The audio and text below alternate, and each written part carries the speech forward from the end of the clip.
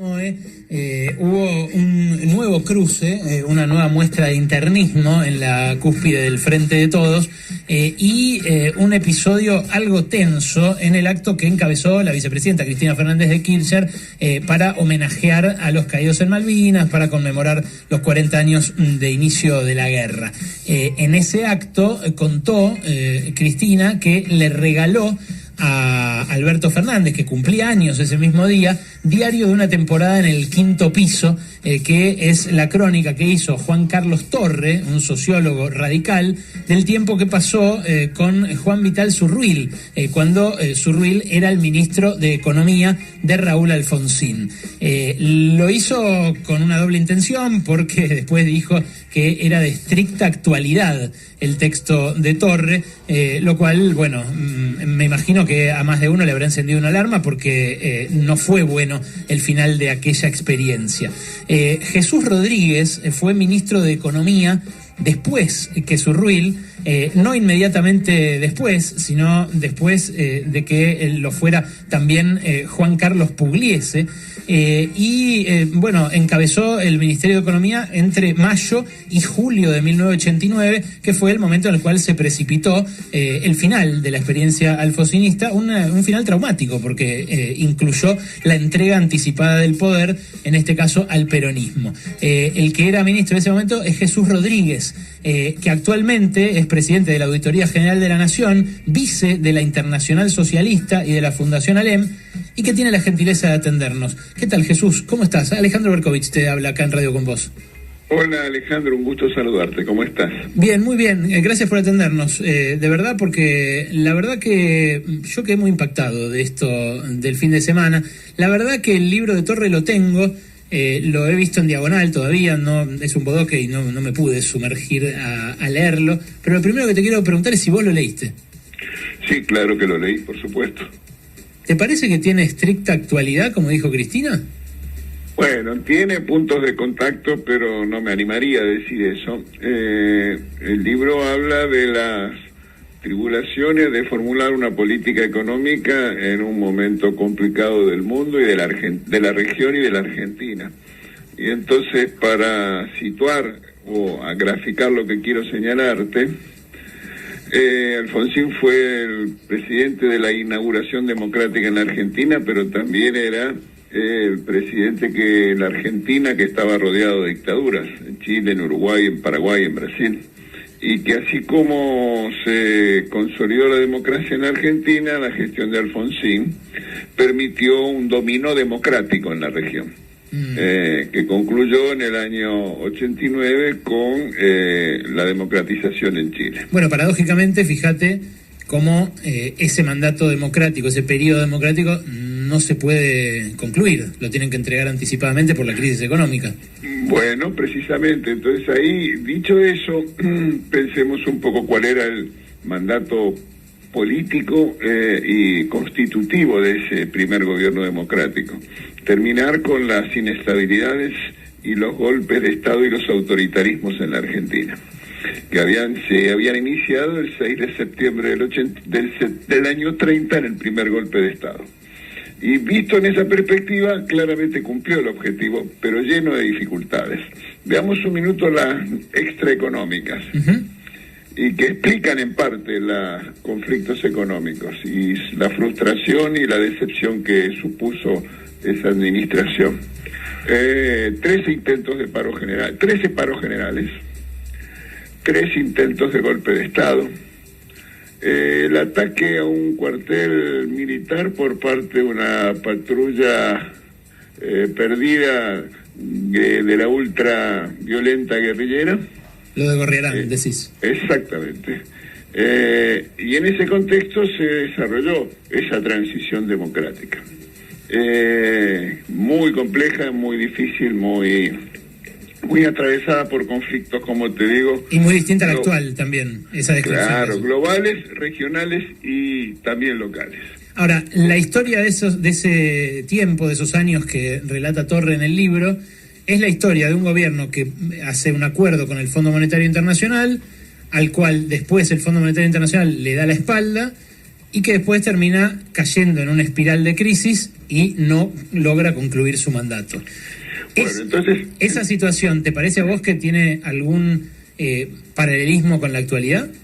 Antes de responder tu pregunta me gustaría hacer un comentario. Sí, dale. Que es, hay académicos que discutieron por qué el Plan Austral, que fue ese intento heterodoxo del presidente Alfonsín y del ministro Zurruil, se frustró, a diferencia de un plan muy parecido, prácticamente idéntico, que un par de meses más tarde llevó adelante el Estado de Israel.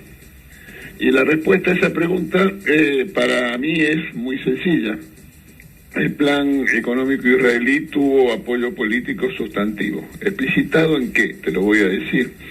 En una amplia coalición parlamentaria que reunió más del 80% del Parlamento israelí, en un compromiso de gobierno paritario de los dos partidos mayoritarios, el Likud y el Laborista, y al mismo tiempo un acuerdo para distribuir el tiempo del mandato de ese gobierno de 2 años y 2 años del primer ministro. Esa diferencia sustancial de apoyo político hay que compararlo con lo que te señalaba. Uh-huh. Los 3 intentos de paro, los 3 paros generales, los 3 intentos de golpe de Estado y el ataque guerrillero al cuartel. Me parece que ahí está la esencia de por qué es la frustración de ese programa económico.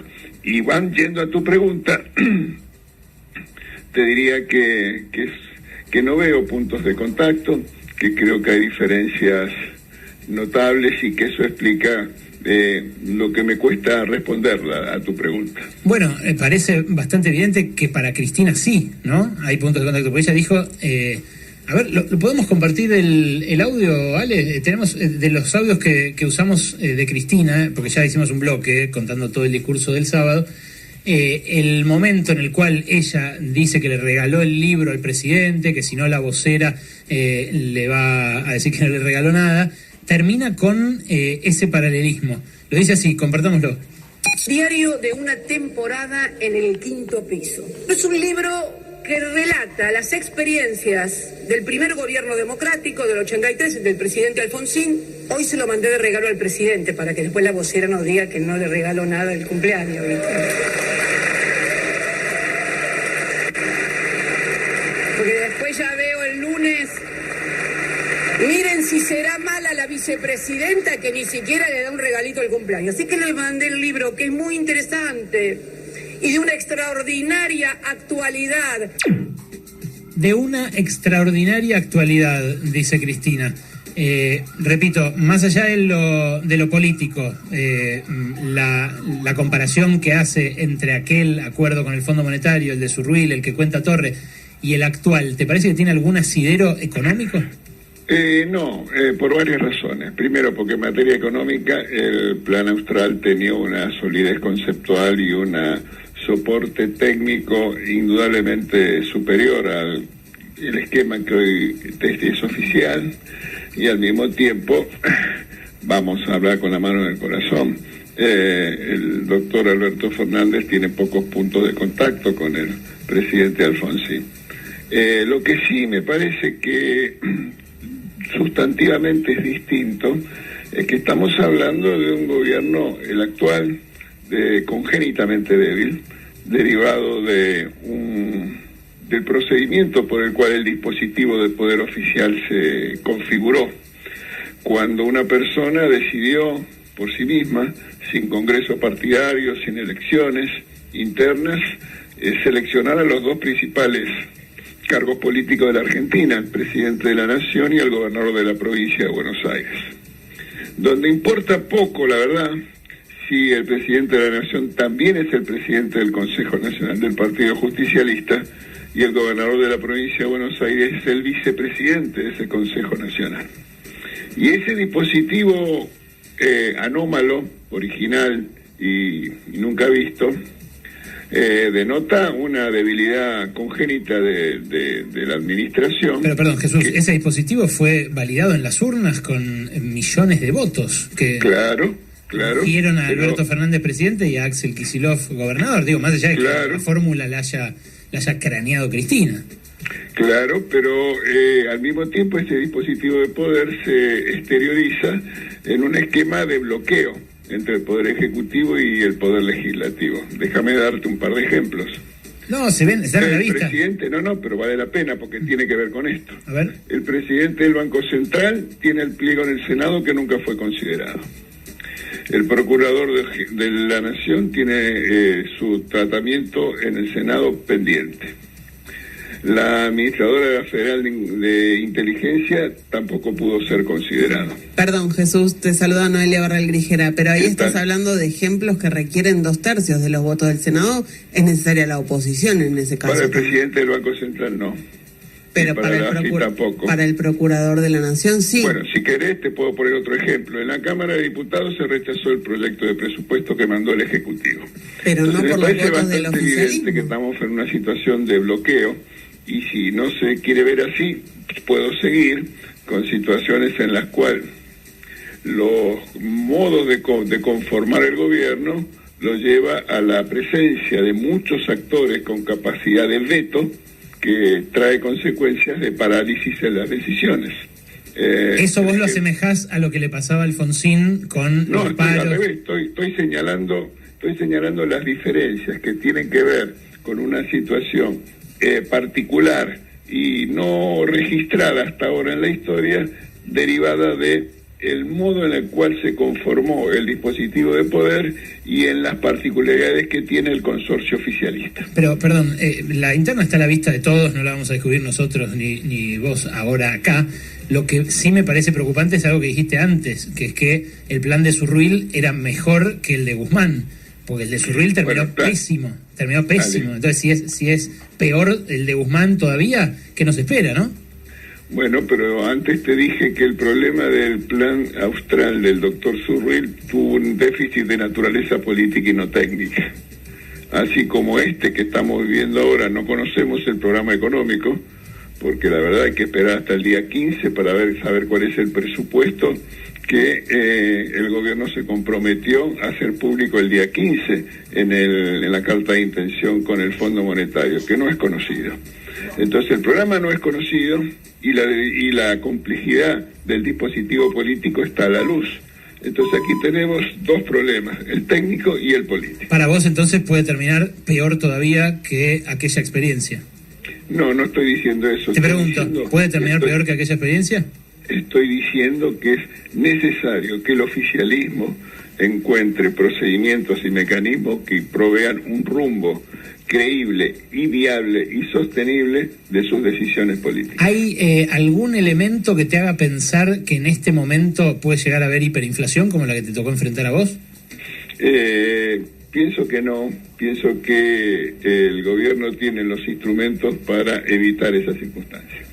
Jesús Rodríguez, ¿cómo estás? Buenas tardes. La UCR forma parte de un frente conjunto por el cambio con el PRO. En los últimos días, Mauricio Macri ha hablado bastante de la privatización de aerolíneas argentinas. Por ejemplo, Gerardo Morales ha intentado despegarse de eso. No le quiero preguntar hacia atrás, hacia lo que fue el gobierno de Macri, pero ¿imagina una coalición donde la UCR forme parte de un gobierno cuyo programa tenga la estatización de aerolíneas?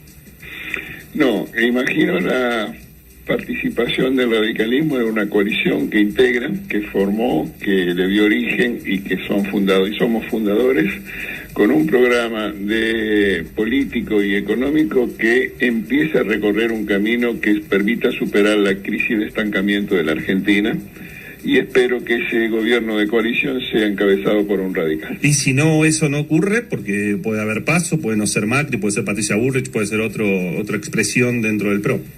Antes de eso vamos a tener un programa que contribuya a proveer certidumbre, que es la principal responsabilidad de los gobiernos en circunstancias como esta. ¿Y ese programa puede incluir la privatización de aerolíneas sobre la que le preguntaba a mi compañero? Cuando lo tengamos vamos a saberlo. Pero a vos como economista, ¿te parecería bien que se privatice aerolíneas? No, economista hace mucho que no soy, Alejandro. Bueno, no se deja eso, es como andar en bicicleta. Me parece que está claro que hay que encontrar un equilibrio, una recuperación de los equilibrios macroeconómicos que están hoy completamente perdidos en Argentina. ¿Qué herramientas, tomándome de tu respuesta anterior, qué herramientas tiene hoy el gobierno que no tenías vos en 1989 para evitar la hiperinflación? Bueno, es muy sencilla la respuesta. El presidente en el año 1989 ya estaba claro, en diciembre del año anterior, que el presidente, las encuestas indicaban que el presidente iba a ser Carlos Menem. Y en el mes de mayo del 89, cuando me tocó asumir esa responsabilidad, el presidente Menem ya había sido elegido. Así que las condiciones de poder de imperio de la administración estaban reducidas a cero. Es parecido a lo que dijo Macri, de que él no gobernó más a partir de las PASO, ¿no?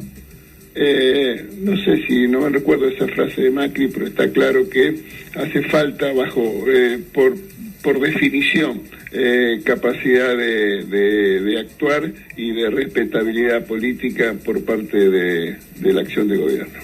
Y si, supongamos, llega con la lengua afuera Alberto Fernández al momento de las elecciones y gana un opositor, eventualmente uno de los correligionarios tuyos, ¿no puede llegar a pasar eso, esa situación de vacío de poder? Al revés, lo que va a haber es una sensación de cambio favorable para una nueva situación. ¿Y por qué no pasó con Menem? Y no pasó por Menem porque Menem anunciaba, mira, déjame que te lo voy a decir. Congelamiento de precios y salarios, y entonces todos los actores económicos adelantaron la marcación de precios. Se anunciaba un tipo de cambio recontraalto. En consecuencia, todos los exportadores demoraban la liquidación y todos los importadores anticipaban la importación. Se anunciaba una nacionalización de la banca, entonces lo que había era retiro de depósitos. Y en esas circunstancias... O sea que vos decís que la crisis del alfonsinismo, incluida la hiperinflación, fue una especie de responsabilidad de un Menem nonato, digamos, de la expectativa de Menem. No tengo ninguna duda que las expectativas influyen en las decisiones y en los resultados económicos. Y las expectativas económicas no eran favorables con el cambio de la administración, así como lo fueron absolutamente favorables cuando el presidente Menem tomó medidas distintas a las que había anunciado que iba a tomar. No sé si me quedo más tranquilo o menos que al principio de la entrevista, Jesús, pero en cualquier caso te agradezco mucho el rato que te tomaste para responderme. Al contrario, un abrazo. Otro abrazo. Era Jesús Rodríguez, el último ministro de Economía de Raúl Alfonsín, después de un fin de semana en el cual, así de repente, aquella hiperinflación volvió a discutirse con mucha actualidad.